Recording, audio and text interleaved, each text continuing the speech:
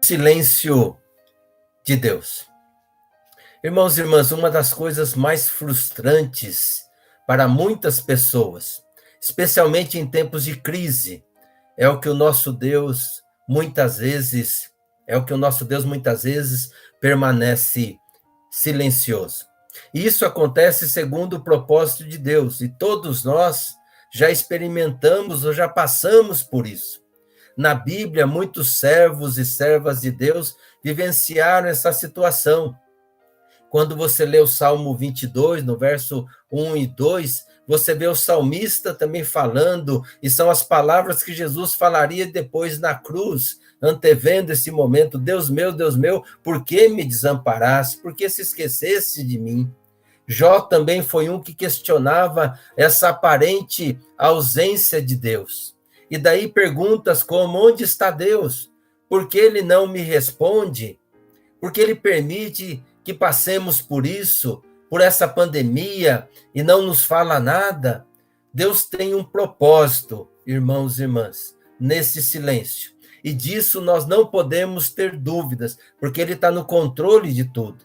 Podemos sim, pela nossa ansiedade, perguntar, questionar, chorar, mas nunca duvidar, porque num Deus que entregou o seu próprio Filho, Jesus Cristo, na cruz do Calvário por nós, demonstrando seu imenso amor para conosco, assumindo o nosso lugar na cruz do Calvário, não vai nos desamparar nunca. Estará sempre conosco em meio à nossa dor, à nossa aflição.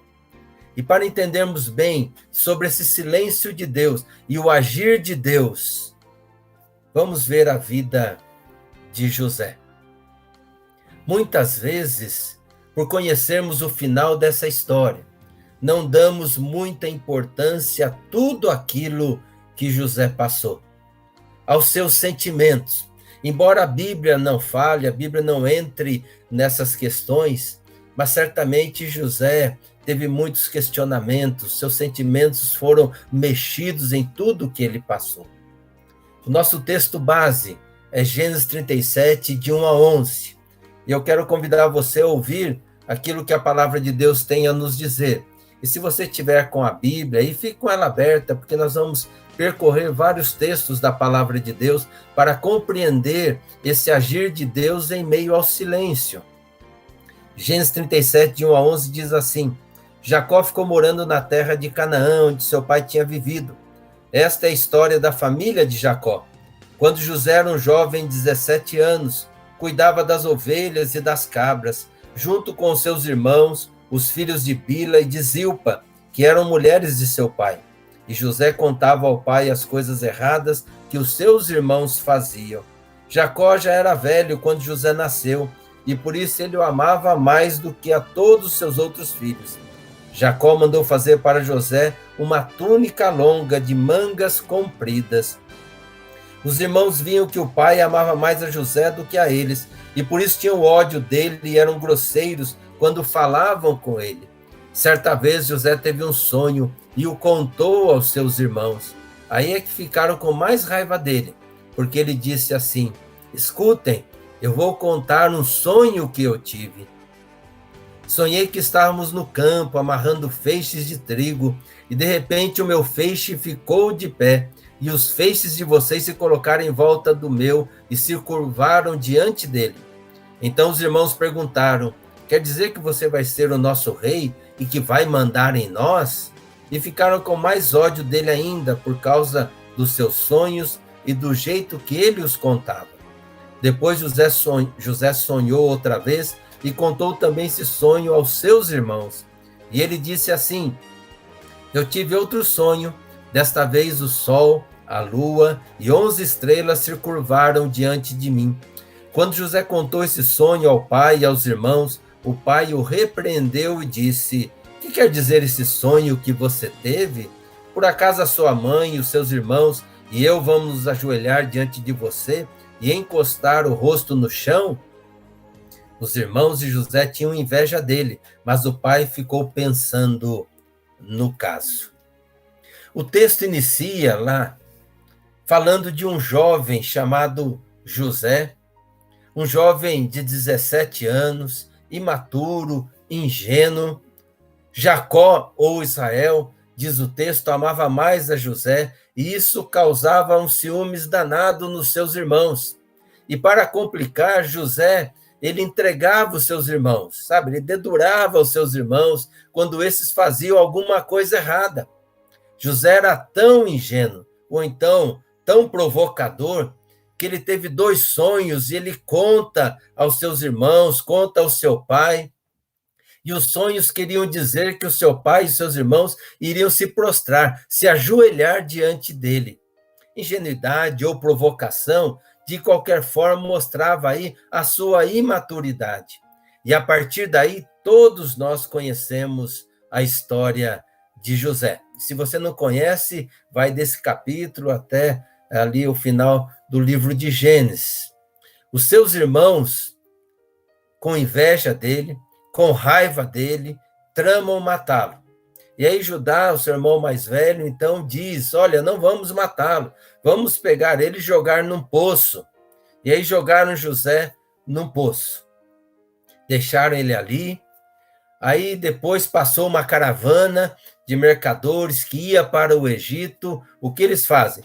Vendem José como escravo, e José então vai para o Egito como um escravo. Eles pegam a roupa ali, né, a túnica melhor de José, eles matam um animal, eles sujam, né, ou molham, né, no sangue ali a túnica de José, leva até o pai Jacó e diz, olha, uma fera o pegou, o estraçalhou, o matou, e Jacó chora e vela, melhor, ele chora e ele, então, vela assim por José durante muito tempo. Como eu disse no início, por sabermos bem a história de José e o seu final, nós não damos conta do sofrimento, das dores, dos sentimentos de José em tudo o que aconteceu com ele. E diante de tudo o que aconteceu, pensando aí nos sentimentos de José, pensando na vida dele, podemos fazer então, né, algumas perguntas. Onde estava Deus quando José foi jogado no poço pelos seus irmãos? Onde estava Deus quando ele foi vendido como escravo para o Egito? E no capítulo 39, no verso 1 e 2, diz assim, José foi levado para o Egito, onde os ismaelitas o venderam a um egípcio chamado Potifar, um oficial que era o capitão da guarda do palácio. O Senhor Deus estava com José, ele morava na casa do seu dono e ia muito bem em tudo. Onde estava Deus? Deus estava com José.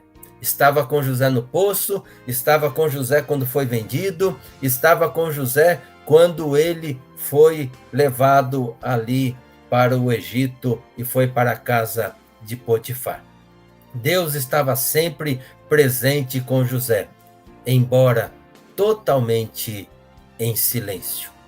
O texto não narra os pensamentos de José, mas como você se sentiria no lugar de José? Se coloque no lugar de José, sendo alvo dos ciúmes dos seus irmãos, sendo agarrado, né, talvez foi até espancado pelos seus irmãos, jogado dentro de um poço, depois tirado, vendido como um escravo para uma caravana de mercadores que ia para o Egito. Como você se sentiria? Como ficaria o seu estado de espírito, os seus sentimentos?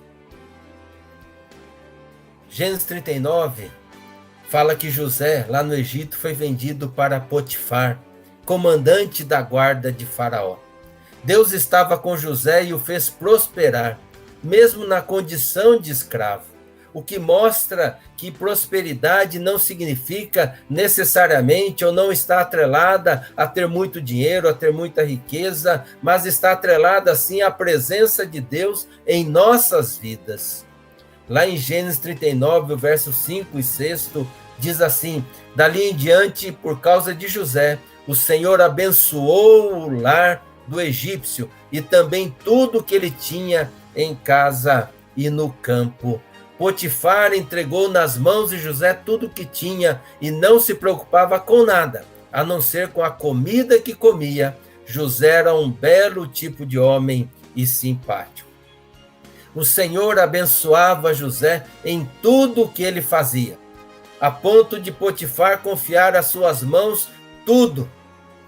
E Potifar foi abençoado, também a sua casa foi abençoada por causa do amor de Deus a José. Ou seja, quando nós somos fiéis a Deus, somos abençoados, bem como aqueles que estão ao nosso redor. José era uma bênção na vida de Potifar, era uma bênção no lar de Potifar, mas veio a desgraça. Com José vemos aquela máxima: não há nada que esteja tão ruim que não possa piorar.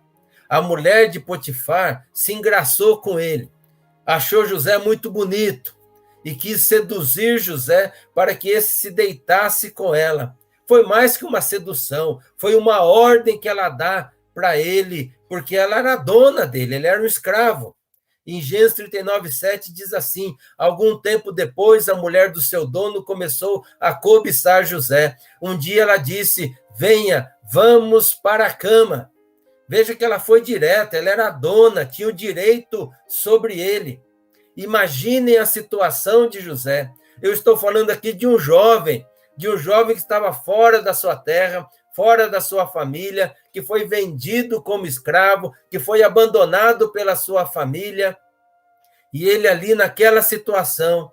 E o que me impressiona, irmãos e irmãs, e me faz vibrar com a resposta de José, a resposta de fé, de confiança em Deus e de temor ao Senhor.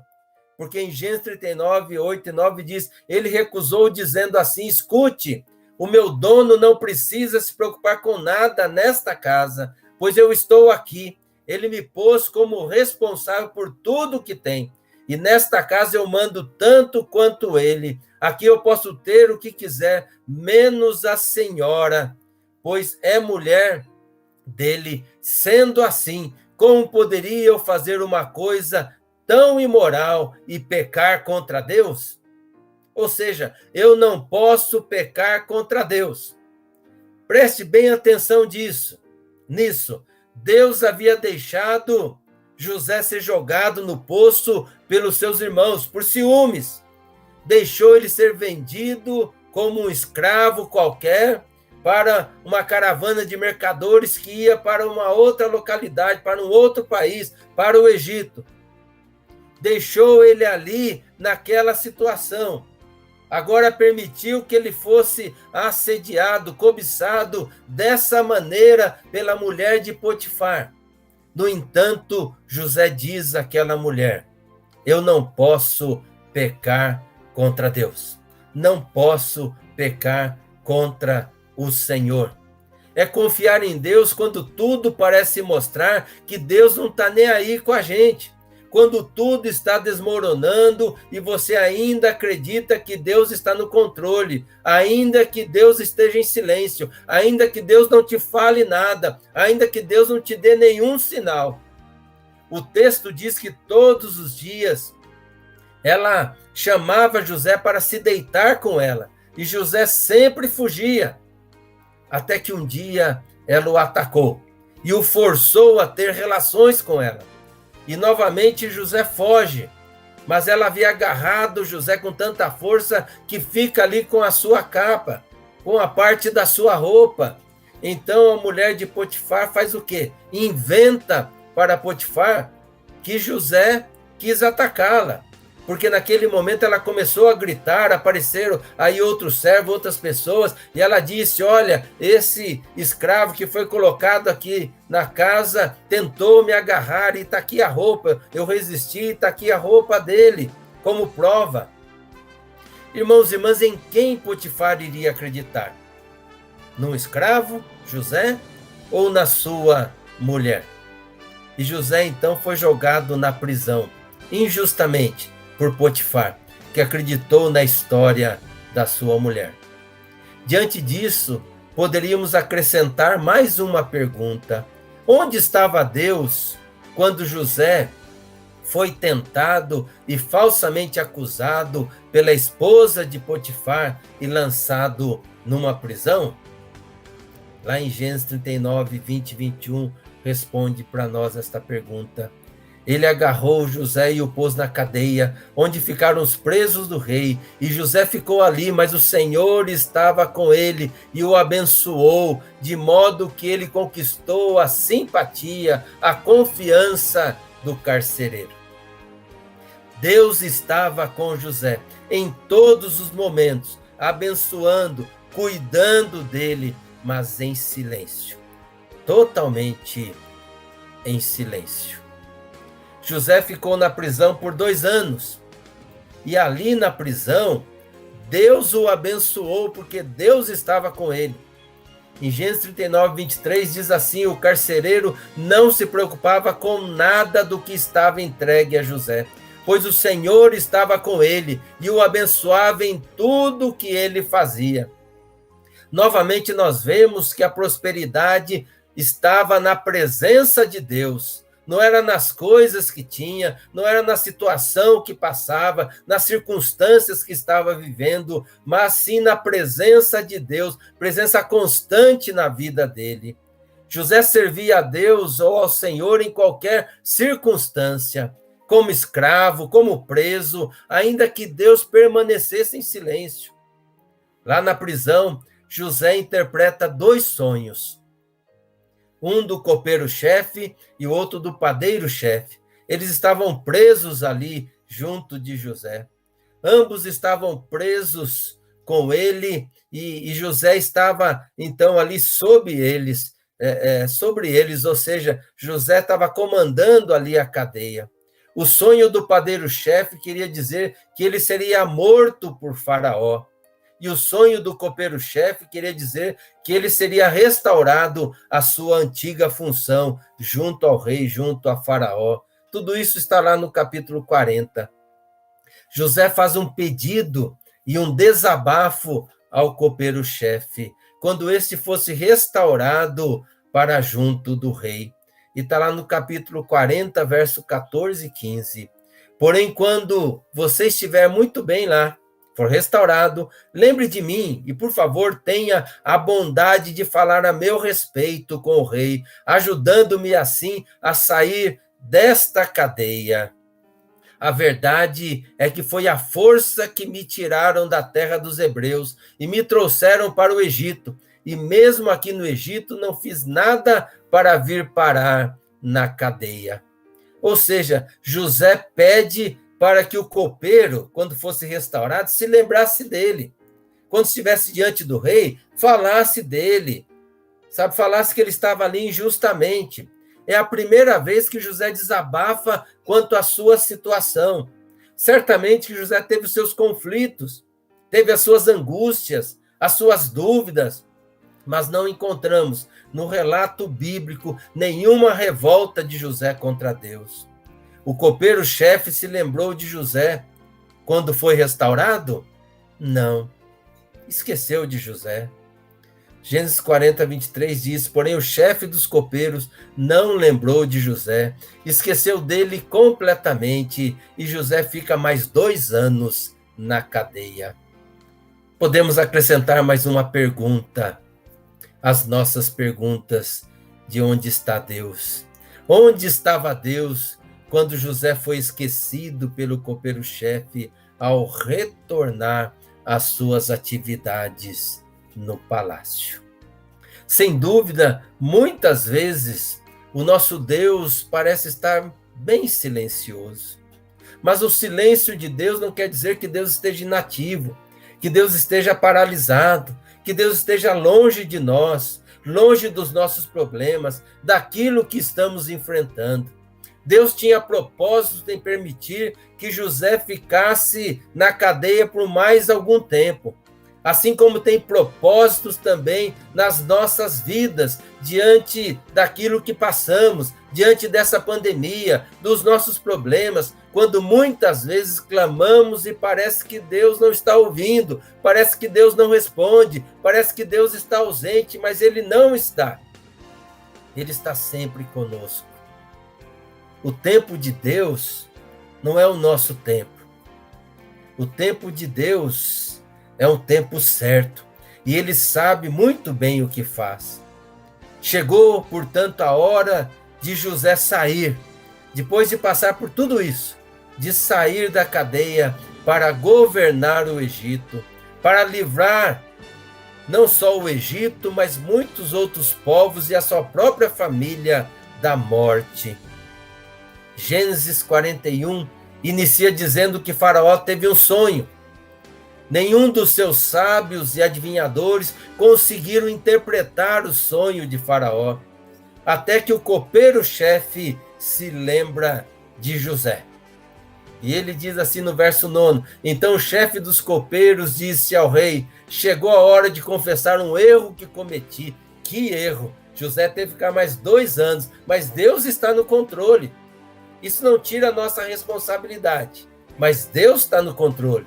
Jesus foi chamado pelo rei para interpretar o seu sonho. E ele se apresenta diante de Faraó, ouve o sonho do rei e diz assim no capítulo 41, verso 16: isso, Faraó, não depende de mim, respondeu José. É Deus quem vai dar uma resposta para o bem do Senhor, ó rei. Prestaram bem atenção naquilo que José está falando, naquilo que José fala para Faraó? Deus dará a resposta. Essa resposta não está em mim. Quem vai dar essa resposta é o Senhor Todo-Poderoso, o meu Deus, o Deus que cuida de mim. Agora, irmãos e irmãs, pensem comigo. Deus havia permitido que José fosse jogado no poço pelos seus irmãos. Havia permitido que José fosse vendido como escravo para o Egito. Havia permitido que ele fosse caluniado e jogado na prisão. Havia permitido que o copeiro-chefe se esquecesse dele e ele permanecesse mais 2 anos na prisão. Em todo esse tempo, Deus havia permanecido em silêncio. E agora José, diante do rei, interpretando o sonho do rei, ele diz: Deus dará a resposta a Faraó. Deus dará a resposta. Deus estava em silêncio o tempo todo diante de José, diante daquilo que estava acontecendo, mas José tinha certeza da presença de Deus. E ele então diz: Deus dará a resposta. E diz mais: Deus dará uma resposta favorável para o bem do rei. Irmãos e irmãs, isso que é fé. Em meio a todo o silêncio de Deus, diante dessa situação, acreditar que Deus não estava ausente, mas que responderia favoravelmente a Faraó. Deus costuma operar por trás do cenário. Quando José se apresentou diante do rei, havia se passado 13 anos. José não era mais um jovem imaturo, ingênuo, provocador, mas um homem com 30 anos, maduro agora por todas as circunstâncias, por todas as situações que havia passado e pronto para assumir o cargo mais importante do Egito, abaixo somente de Faraó. O que aconteceu no caso de José era muito mais fantástico do que qualquer coisa sonhada por José. Com certeza, não foi fácil para José ficar 13 anos longe da sua família, 13 anos longe da sua terra natal, passando por tudo aquilo que ele passou, ser vendido pelos seus irmãos, como escravo, viver como escravo, ser caluniado, preso injustamente, esquecido na prisão. Mas Deus sempre esteve com ele, e em tudo o que ele fazia, todos viam a mão de Deus sobre José.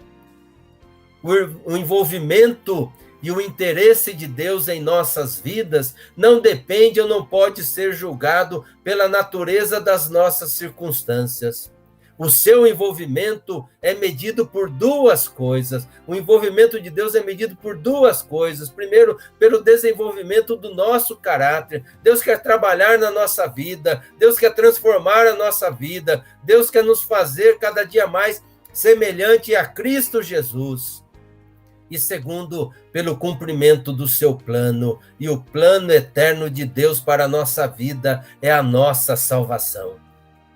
A nossa fé, irmãos e irmãs, está sendo provada nesses dias de pandemia. Somos constantemente questionados em quem nós devemos confiar, nos governantes, nos políticos, na medicina, na Organização Mundial da Saúde. Todos eles têm um papel importante nesse momento, seja para o bem e seja para o mal, e vão ter que dar conta de tudo isso.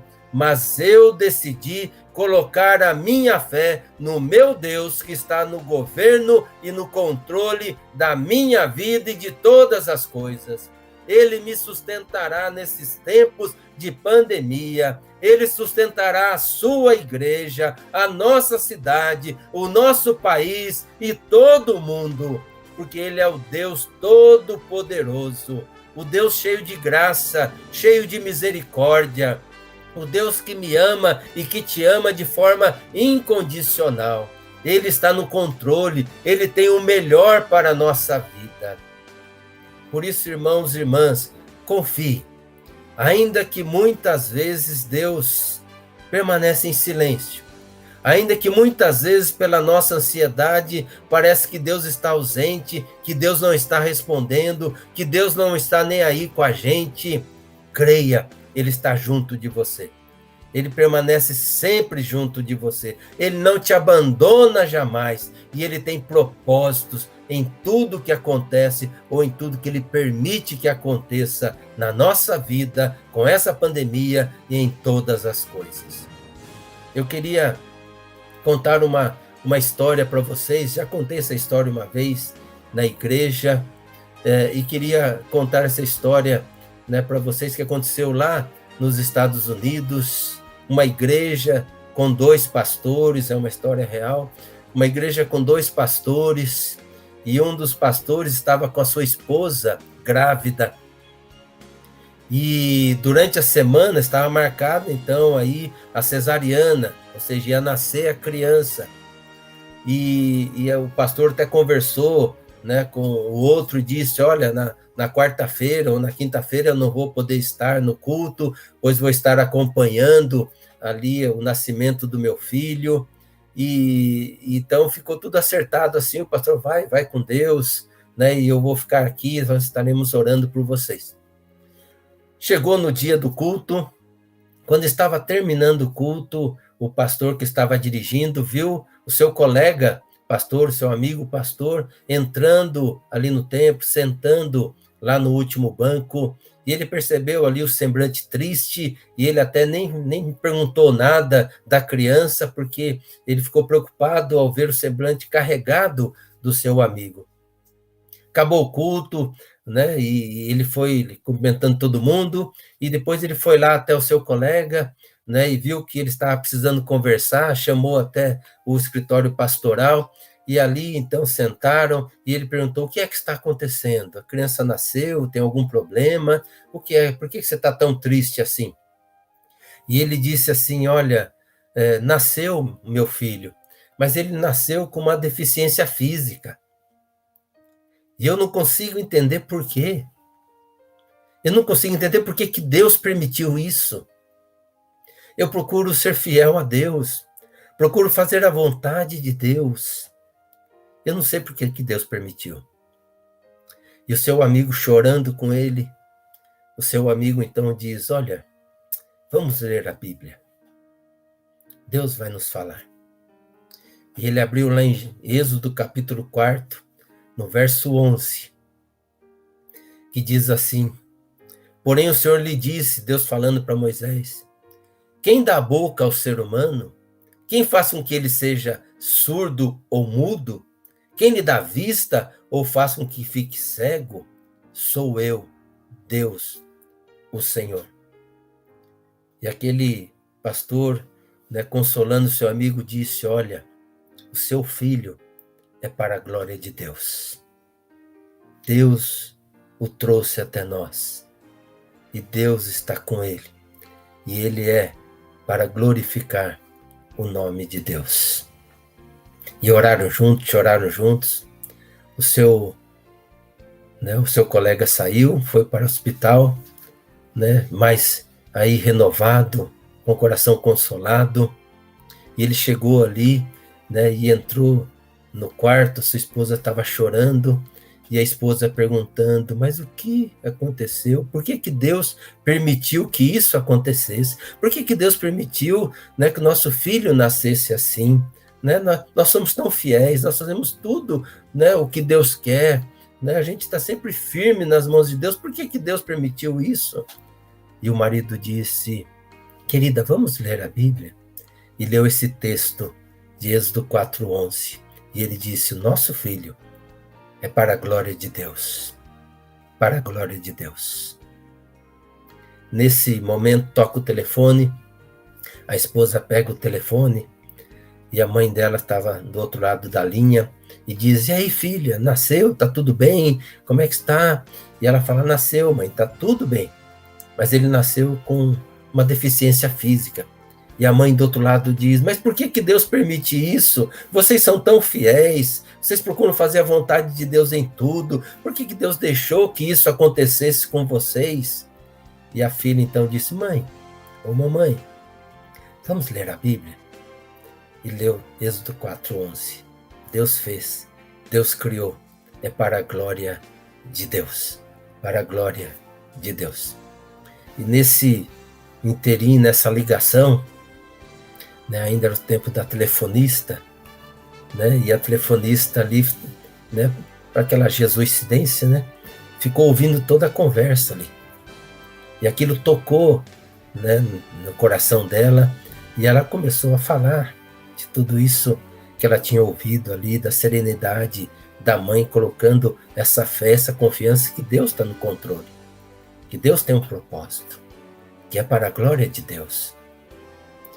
E aí foi falando, isso contagiou todo o hospital. E conta essa história que no domingo seguinte, né, a igreja estava cheia, e muitos que estavam ali participando eram enfermeiros, enfermeiras, médicos, médicas, que ouviram essa história. Para a glória de Deus. Irmãos e irmãs, nós não temos resposta para tudo. Não temos respostas para as coisas que estão acontecendo. Mas nós temos a certeza, Deus está no controle. Deus está no controle. E tudo o que acontecer, seja com a nossa vida, seja com a vida daqueles que nós amamos, seja com a nossa cidade, tudo é para a glória do nosso Deus, porque Ele está no controle de tudo, no governo de todas as coisas. Ainda que muitas vezes Ele permaneça em silêncio, mas creia, Ele está junto de você, caminhando junto de você.